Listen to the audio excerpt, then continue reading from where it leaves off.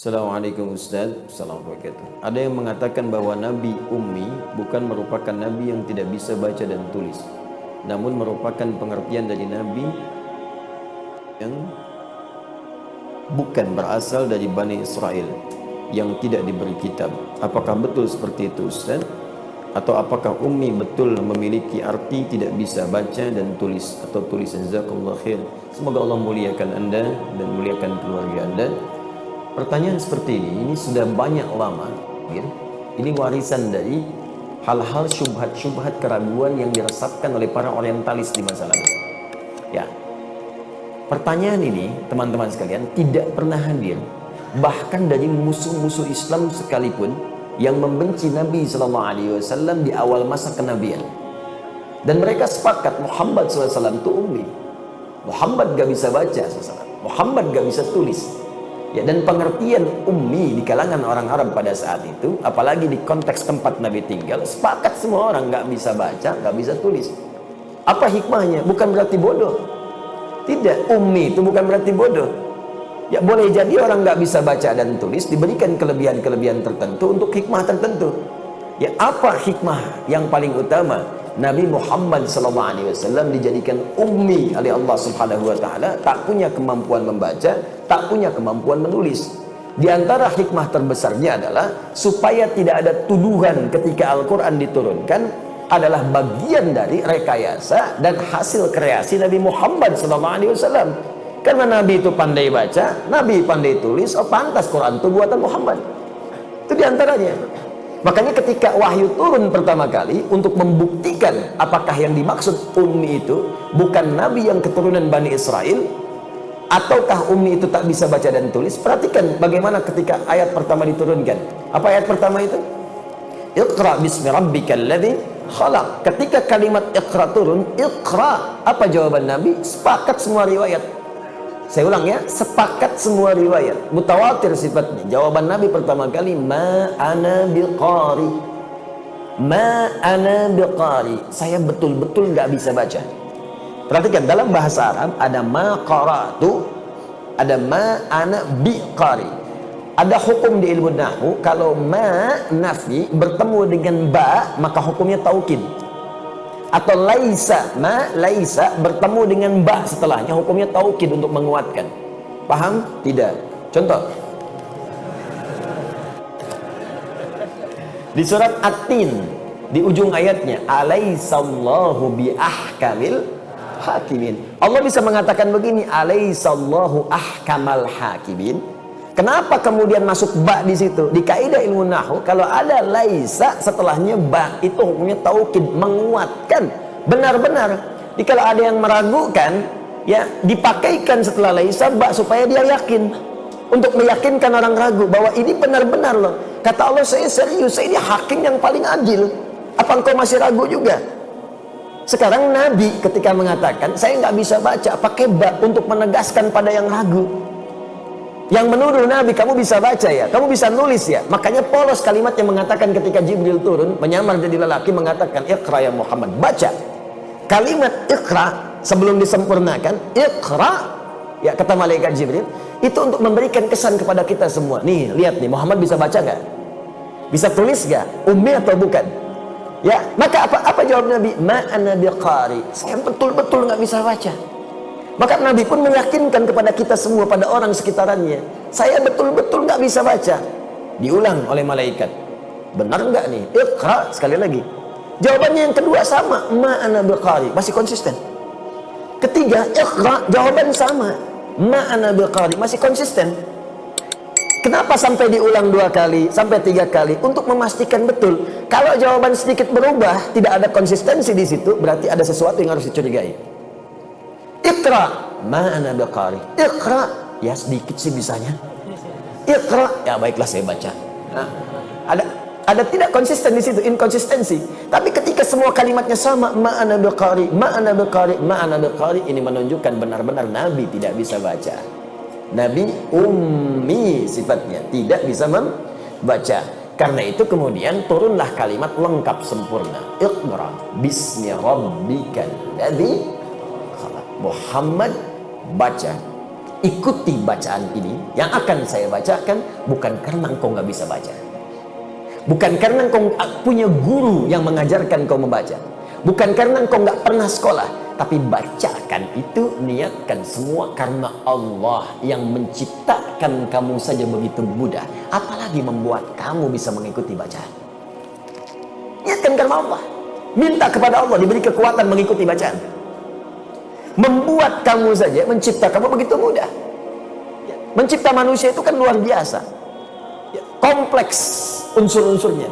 Itu bagi Allah sangat mudah, apalagi menjadikan kau bisa mengikuti bacaan, kata malaikat. Ya, Iqra bismi rabbikal ladzi khalaq, khalaqal insana min Iqra wa rabbukal akram. Muhammad, baca karena Rabbu. Kenapa baca karena Rabbu? Guru itu mulia, sekolah itu mulia. Mulia dalam bahasa Arab karim, hebat. Al-Ustadz Karim, Ustadzah Karimah. Guru mulia, dosen mulia, Ustadz mulia, Kiai mulia. Allah lebih mulia. Jadi kalau yang mulia saja bisa mengajar, apalagi Allah yang lebih mulia, gampang menanamkan engkau pada dirimu untuk bisa mengikuti bacaan. Niatkan semua karena Allah. Ini ayat mengajarkan pada kita, kalau anda sedang belajar, anak anda sedang belajar, dalam mengikuti kesulitan tertentu dalam pelajaran, maka kembalikan kepada Allah, minta. Ya, minta. Makanya sebelum anak-anak belajar tuh ibunya berdoa, bapaknya berdoa, ya, anaknya berdoa. Ibnu Abbas sebelum belajar dibelai oleh Nabi, diberikan doa, Allahumma faqihhu fid din wa 'allimhu ta'wil. Maka semua pelajaran yang dipelajari Ibnu Abbas jadi ringan untuk dipelajari. Saya berikan satu rahasia. Ini diantara kita saja. Saya tambah satu lagi, dua rahasia. Lihat sini tulisannya. Bismillah. Iqra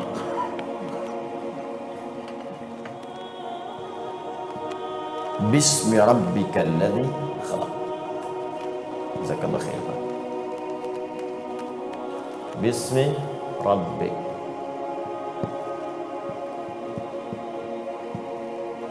kalladzi khalaq. Perhatikan sini. Fokus. Ini ada kalimat bismi. Iqra, bacalah. Bismi rabbikal ladzi khalaq. Niatkan semua itu karena Allah yang telah menciptakan.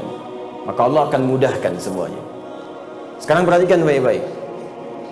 Saya bandingkan dengan kalimat bismillah. Bismillahirrahmanirrahim.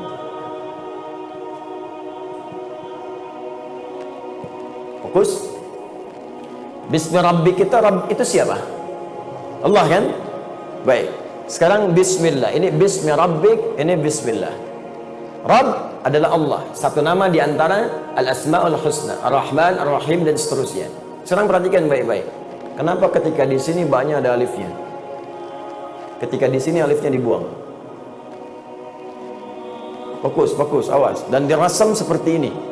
Dan di sini ada makna, bukan sekedar tulisan. Di sini ada makna. Ya, walaupun di sini orang mengatakan kasratul isti'mal, banyak digunakan, tidak ada makna di sini.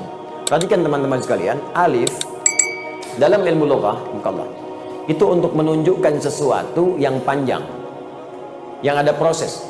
Makanya di bacaan kalau ada alif sebelumnya dibaca a panjang. Kalau ada ya sebelumnya i panjang. Kalau ada wawu sebelumnya u panjang. Rumus asalnya begitu. Contoh, hamzah, dal, ya. Maka sebelum ya umumnya akan dibaca harokat kasrah panjang. Baca adi, ya kan? Hamzah, ba, wawu. Baca abu. Jelas? Taib. Sekarang teruskan sini. Fokus baik-baik. Fa, alif, ta, ha. Baca fatah. Baik, fokus baik-baik. Alif biasanya menunjuk pada harokat fathah sebelumnya. Jadi kalau ada alif, maka huruf sebelumnya dibaca a panjang. Biasanya alif tak pernah bersentuhan dengan kasrah. Jelas? Alif tak pernah bersentuhan dengan kasrah. Nah sekarang perhatikan baik-baik. Di sini ada alifnya. Hamzah wasol asalnya dari kata ismun. Tapi di sini dibuang, di sini tidak. Dan harokatnya kasrah. Ini menarik. Ya, kalau hamzah wasol kenapa tidak dibuang seperti ini? Kalau dia alif kenapa muncul begini? Ini untuk menunjukkan karena alif fungsinya memanjangkan sesuatu, maka ditarik ke dalam fiqh lughah. Asalnya Nabi ketika diminta baca iqra, iqra, iqra, sulit, panjang, butuh proses. Tapi semua itu dipercepat ketika semua dilakukan karena Allah yang telah menciptakan kita. Makanya alif ini walaupun panjang, hamzah wasl tak dibaca walaupun muncul. Orang-orang yang mengerjakan segala hal karena Allah, maka proses-proses yang panjang itu akan dipendekkan oleh Allah Subhanahu wa taala.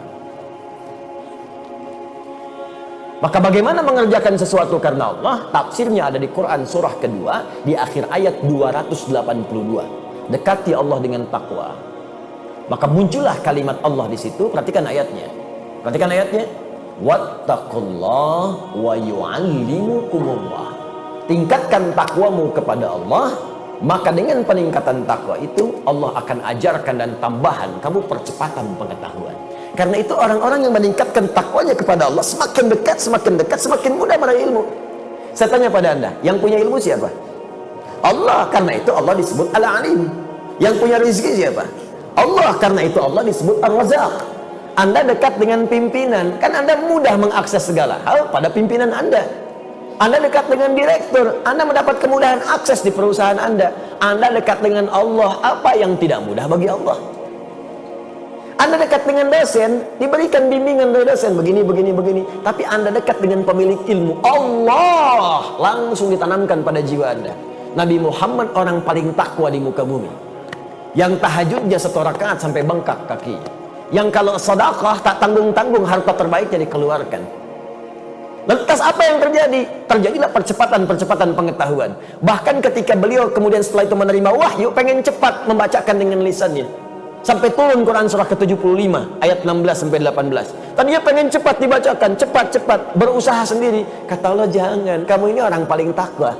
Karena paling takwa, Allah gak persulit. Turun kalimat, la tuharrik bihi lisanaka lita'jala bi.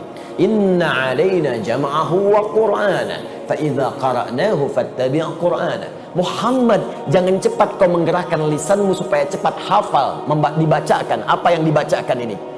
Ya cukup kamu ikuti bacaan saja. Ketika kamu ikuti bacaannya, aku tanamkan kemudian Al-Quran itu dalam jiwamu. Jadi baru dengar sekali langsung hafal, karena Allah yang menanamkan bacaan itu dalam jiwa. Yang paling indah, apakah itu khusus untuk Nabi atau kaidah umum dalam pengetahuan? Tadi malam saya sampaikan, dalam rumus di kaidah ulumul Quran pada bab asbabun nuzul ada kaidah berbunyi begini, al-ibaratu bi'umumil lafzi la bi khususis sababi. Hukum itu berlaku dilihat pada lafadznya. Kalau lafaz itu umum maka berlaku umum, kalau lafaz itu khusus maka berlaku khusus. Ternyata isyarat di ayat ini sifatnya umum. Umum artinya apa?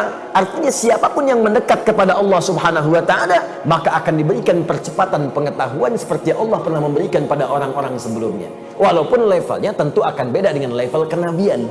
Karena sifat Nabi itu fitrahnya mendapatkan pengajaran. Adam dari sejak pertama diciptakan dan turun diangkat sebagai Nabi, diberikan langsung pengajaran. Makanya kalimatnya wa'allama Adamal asma. Allah mengajarkan langsung pada Adam. Kita bukan Nabi, tapi diberi potensi. Kalau kita ingin keluar potensi itu, mau jadi apapun bisa. Katakan ya, pada jiwa kita, tidak ada manusia yang bodoh. Ingat, manusia bodoh itu cuma lagu. Gak ada manusia bodoh. Ingat baik-baik. Semua pintar. Karena dalam diri kita itu banyak potensi. Mau jadi ahli fisika bisa, ahli kimia bisa, ahli biologi bisa, sekaligus ahli kimia, ahli tafsir bisa. Ya, ahli kimia yang hafal Quran bisa. Ahli tafsir yang hafal hadis ada banyak, Pak. Tinggal maunya kita apa, bisa dieksekusi. Caranya bagaimana? Ya belajar. Untuk mendapatkan percepatan dalam belajar itu dekati pemilik ilmu Allah. Nabi sudah kasih jalan. Bagaimana cara mendekati Allah? Salat tingkatkan, hafalkan Quran, 2 aja. Ya, saya ingin berikan pesan penting, ajarkan anak-anak kita 2 hal dari sejak dini. Pertama, sholat untuk membangun kedekatan dengan Allah. Yang kedua, minta dia menghafal Quran untuk membuka pintu kecerdasan dalam otaknya. Ya, penghafal Quran itu sudahlah, kalau menghafalnya benar, meningkat minimal 3 kali lipat kecerdasan pada jiwanya. Cepat itu, cepat. Ya, itu sudah di riset dari luar, sudah ada. Riset terakhir menunjukkan bahwa kenapa penghafal Quran yang benar banyak yang pintar, karena Quran sendiri setidaknya punya 52.000 kosakata. Orang yang terlatih menghafal kosakata, maka semakin ringan dan encer otaknya untuk mendapatkan informasi yang lain. gampang. Makanya orang-orang dulu pinternya nggak nanggung, minimal 3 bidang ilmu. Sekarang cuma 1. Silahkan cek Pak, ahli kimia, biologi, fisika, bahkan dokter itu hafal Quran. Anda buka kitab namanya Bidayatul Mujtahid fi Nihayatil Muqtasid, disingkat Bidayatul Mujtahid, karangan Ibnu Rusyd. Itu kitab tentang fikih muqarin, perbandingan pendapat-pendapat fikih. Apa hukumnya begini, menurut ulama ini begini, dibandingkan di situ. Anda tahu siapa yang nulis? Dokter bedah. Dokter nulis kitab fikih. Kan sangat menarik Pak. Kenapa? Hafal Quran. Ya dulu orang seperti itu. Ngapalin Quran, jadi ahli matematika, jadi ahli ini, ahli itu dan sebagainya. Jadi banyak orang meriset ayat Al-Quran ketika dia menghafal bahkan. Nah, cuma kembali kepada awal tadi, bahwa Nabi disepakati dengan sejarah yang benar berdasar dalil-dalil yang valid bahwa beliau itu ummi. Jadi kalau ada yang mengatakan ummi itu bukan itu, ummi itu sebetulnya bukan dari kalangan Bani Israel, itu adalah racun pengantar untuk membuat kita ragu pada Al-Quran. Tidak akan selesai sampai di situ. Nanti ada kalimat setelahnya. Oh ternyata Muhammad bisa nulis, Muhammad bisa baca. Maka muncullah kemudian itu Quran produk Muhammad. Karena produk butuh penyesuaian. Al-Quran produk sejarah. Karena produk sejarah mungkin berlaku pada hukum di masa lalu, tidak berlaku sekarang. Pernah dengar kalimat itu? Itulah kalimat-kalimat turunannya.